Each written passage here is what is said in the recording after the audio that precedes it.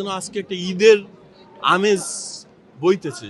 ছোটখাটো দুই একটা বিচ্ছিন্ন ঘটনা তো হয়েছে সারাদিনে, তাছাড়া অনেকটাই সুস্থ হয়েছে। আপনি গতকাল থেকে দেখছেন সোশ্যাল মিডিয়ায় যে একটি গুপ্ত সংগঠন যারা স্বাধীনতা বিরোধী ছিল, দেশ বিরোধী ছিল, ষড়যন্ত্রকারী ছিল, তারা গত রাতে বিভিন্ন প্রক্রিয়ায় ইঞ্জিনিয়ারিংয়ের মাধ্যমে, ভোট জালিয়াতির মাধ্যমে, ভোট কারচুপির মাধ্যমে আওয়ামী লীগের শিক্ষণীয় ব্যাপার ফলো করে একটা ফলাফল নিতে চেয়েছিলেন, কিন্তু বাংলার দেশপ্রেমিক গণতান্ত্রিক জনগণ সেটা হতে দেয়নি। তারা সেটা প্রতিহত করে সারা রাত জেগে থেকে প্রতিটি ভোট কেন্দ্রে পাহারা দিয়ে তাদেরকে প্রতিহত করে একটা সুন্দর গণতান্ত্রিক পরিবেশ দিয়েছেন। আজকে 12ই ফেব্রুয়ারি মানুষ উৎসবমুখর ভাবে ভোট দিয়ে তার পছন্দের প্রার্থীকে জয়যুক্ত করবেন, সে বিষয়ে গণতান্ত্রিককামী জনগণ আশাবাদী।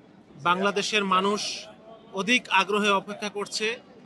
বহু বছর পরে তাদের কাঙ্ক্ষিত একটি নির্বাচন হয়েছে, সেই নির্বাচনের ফলাফলের জন্য দেশ এবং জাতি আশায় আছে। আগামীর হাল ধরবেন বাংলাদেশের জনপ্রিয় নেতা জনাব তারেক রহমান। আমরা সে আশায় অপেক্ষা করছি সবাই ভালো কিছু শোনার জন্য। দেশবাসীর প্রতি আহ্বান জানাবো, আপনারাও কেন্দ্রে কেন্দ্রে ভোট গণনা শেষ পর্যন্ত অপেক্ষা করবেন ইনশাল্লাহ।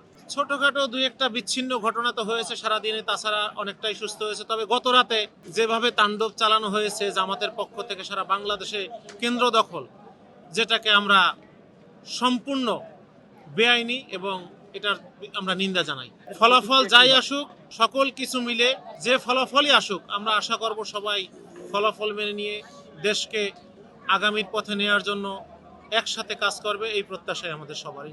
17 বছর পরে আর আমরা এমন একটা আসনে এখন বসে আছি যে ভোটের ফলাফলের আগ্রহ নিয়ে, যে 17 আসনে, যেখানে দেশনায়ক তারেক রহমান এখান থেকে নির্বাচন করছেন। এবং তারেক রহমান ওনার, আপনারা জানেন যে ওনার মা দেশনেত্রী খালেদা জিয়া।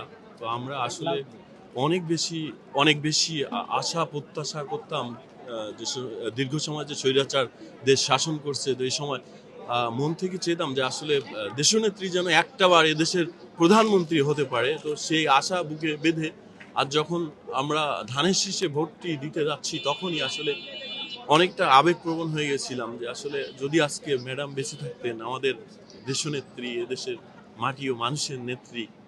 এবং তো আসলে ম্যাডাম তো নাই, আল্লাহর ডাকে উনি সাড়া দিয়েছেন।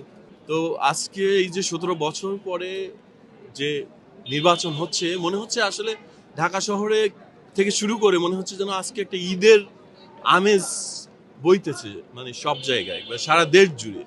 প্রত্যেক মানুষ যে আসলে ভোট দিতে চায়, এই যে 18 বছর 17 বছর বলেন কি 18 বছর বলেন, এই যে মানুষের মধ্যে যে আবেগ, ভোট দেওয়ার প্রতি মানুষের যে তীব্র আকুতি, সেটার প্রতিফলন যেন আজকে ঘটেছে বলে আমি মনে করি। আমি আশা করি, আমরা শতভাগ প্রত্যাশা করি যে আমরা জয়যুক্ত হব সারা দেশে এবং ঢাকা 17 আসন সহ।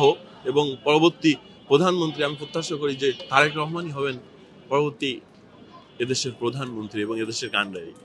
আমাদের আস্থার প্রতীক জনাব তারেক রহমান, বিএনপির চেয়ারপারসন, দেশে আসার পরে যে একটি গণতান্ত্রিক পরিবেশ সৃষ্টি হয়েছিল, সেই পরিবেশের ধারাবাহিকতায় আজকে একটি উৎসব মুখর এবং প্রতিটা ভোটার তার পছন্দের প্রার্থীকে ভোট দিয়ে একটা গণতান্ত্রিক প্রক্রিয়া চালু রেখেছেন।